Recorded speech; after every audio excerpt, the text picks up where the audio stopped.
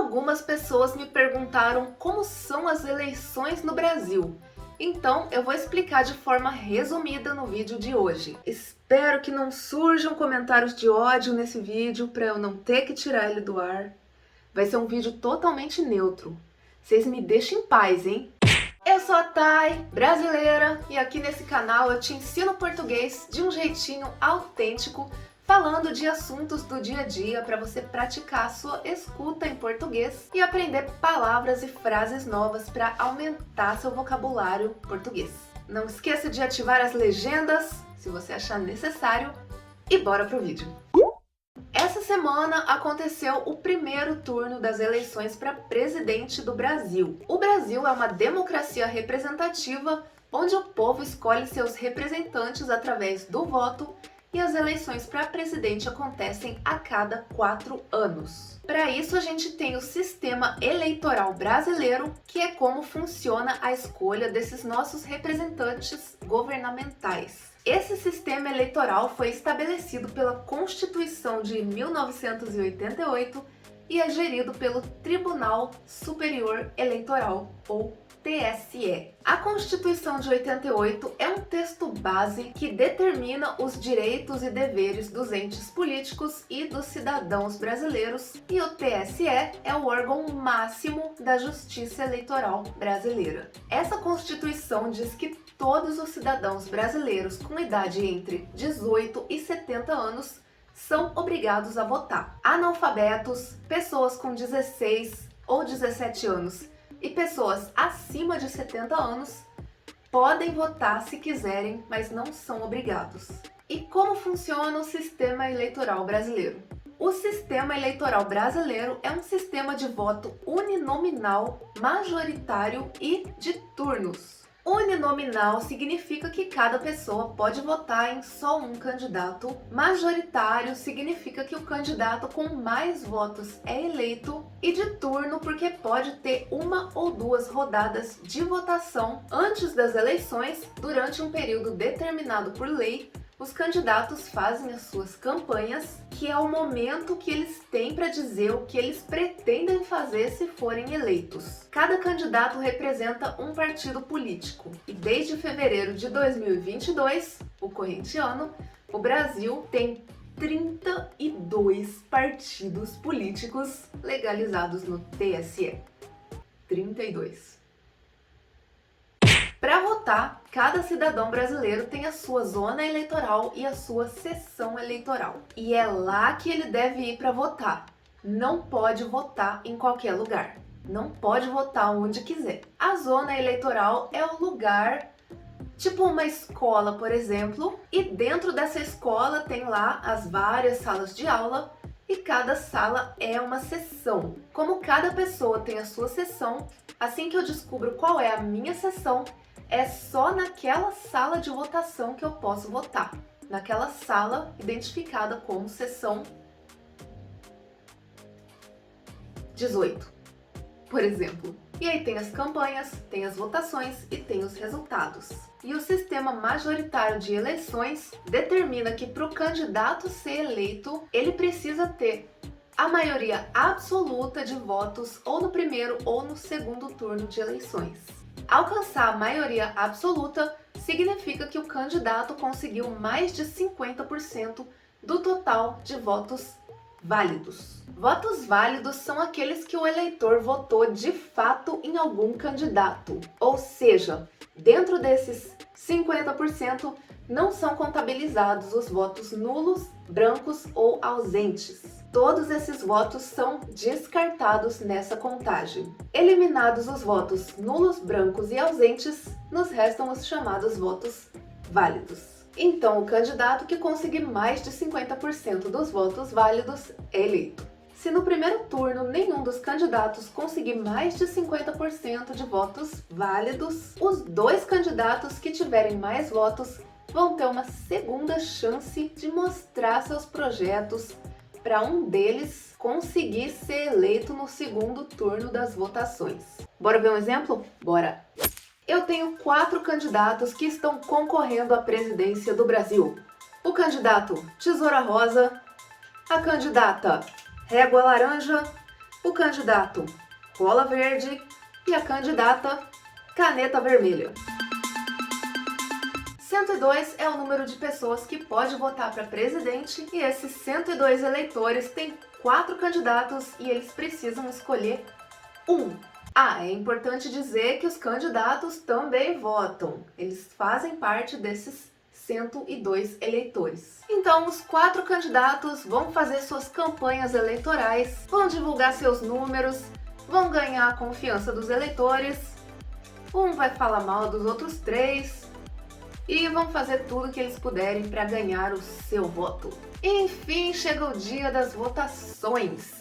Nesse dia passa a ser proibido qualquer ato de campanha política por parte dos candidatos, mas os eleitores ainda podem expressar a sua preferência política no dia das votações, desde que sigam algumas regras que eu não vou falar aqui porque é muita coisa, mas um exemplo é que não pode fazer aglomeração de pessoas e fazer manifestação coletiva com barulho, som alto no dia da votação. É um exemplo, mas tem um monte de coisa que não pode por parte dos eleitores também. Enfim, a gente tem 102 eleitores, então 100 foram votar e 2 não foram. Por que não foram votar? Porque não quiseram ou porque não podem, estão hospitalizados ou alguma outra coisa que impede eles de ir até o local de votação, ou porque estão viajando e, como eu falei, cada um tem o seu próprio local de votação, não pode votar de onde quiser, ou por diversas outras razões. E quem foi votar, votou. Então, vamos ver os números para entender o funcionamento de uma eleição majoritária com a necessidade da maioria absoluta dos votos. 100 pessoas foram votar e os números são esses. Tesoura Rosa conseguiu 48% dos votos. Régua Laranja, 45%. Cola Verde, 3%. Caneta Vermelha, 1%. Votos brancos, nulos e ausentes deu um somatório médio ali de 1% cada. Contando só os votos válidos, a gente tem que o Tesoura Rosa ficou com 49% dos votos. A Régua Laranja teve 46% dos votos. O candidato Cola Verde ficou com 3% dos votos e a candidata Caneta Vermelha 2% dos votos. Gente, esses números malucos aí é só para exemplificar, não façam as contas, tá? Então, se nenhum dos candidatos conseguiu mais de 50% dos votos válidos, a gente vai precisar de um segundo turno, que vai ser um segundo dia de votação entre os 2 candidatos mais votados. Ou seja, o candidato Tesoura Rosa e a candidata Régua Laranja são os candidatos que vão avançar para o segundo turno das eleições presidenciais deste ano. Agora a gente tem só 2 candidatos e com certeza um deles fica com a maioria absoluta dos votos. Os candidatos que não foram para o segundo turno podem apoiar um dos 2 candidatos que foram para o segundo turno. Assim, se os candidatos Cola Verde e Caneta Vermelha apoiarem o candidato Tesoura Rosa, aqueles que votaram neles vão transferir seus votos para o Tesoura Rosa no segundo turno, ou eles podem votar na Régua Laranja, é claro, o voto é livre. Então, depois do segundo turno, vamos ver como ficaram os números para saber quem ganhou as eleições. Tesoura Rosa teve 49% dos votos, a Régua Laranja teve 46% dos votos. Votos brancos 3%, nulo 1%, ausentes 1%. E aí, excluindo os votos brancos, nulos e ausentes para refazer a porcentagem em cima dos votos válidos, a gente tem que o Tesoura Rosa ficou com 51% dos votos, enquanto Régua Laranja ficou com 49% dos votos. Pau a pau. Mas agora, com esse resultado, a gente tem definida a disputa presidencial. Tesoura Rosa foi eleito presidente do Brasil. Cada político tem seu número. Candidatos à presidência são representados por números de 2 dígitos, que são os números que representam o partido político daquele candidato. E esse número é sempre um número entre 10 e 99. Por exemplo, eu sou do PVB. Partido Viaja Brasil. E o número que representa esse partido é o 99. Então, para votar no candidato à presidência desse partido, eu vou lá na urna, digito 99 e bato na tecla confirma.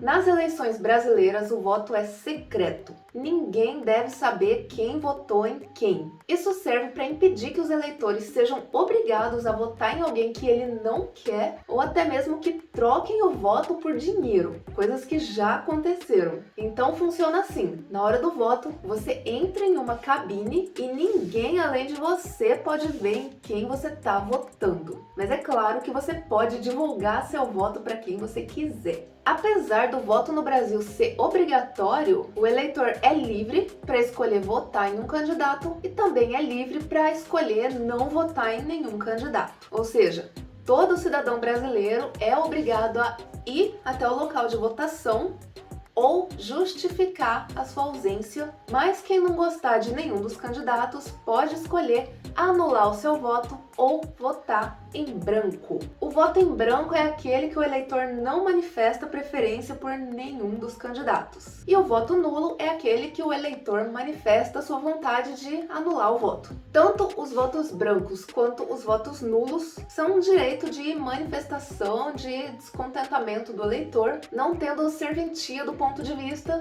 das eleições majoritárias, já que nenhum deles é contabilizado.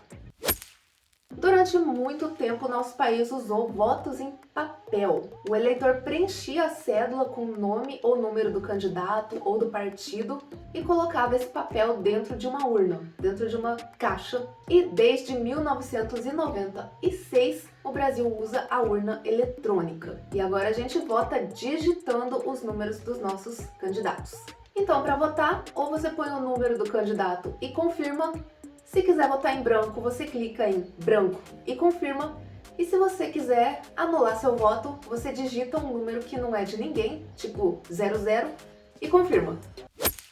Quem não puder ir votar pode apresentar uma justificativa pelo aplicativo oficial do TSE no celular, ou pode ir em algum lugar de votação que esteja mais perto de você, mas que não seja o seu.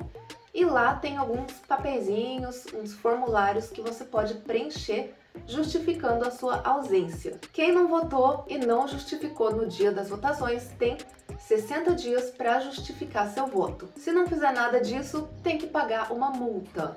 E se não pagar essa multa, pode ter consequências graves. Por exemplo, não pode tirar passaporte. Imagina, não poder ter passaporte? Tá louco? Pirou, meu irmão? Vai votar, porra.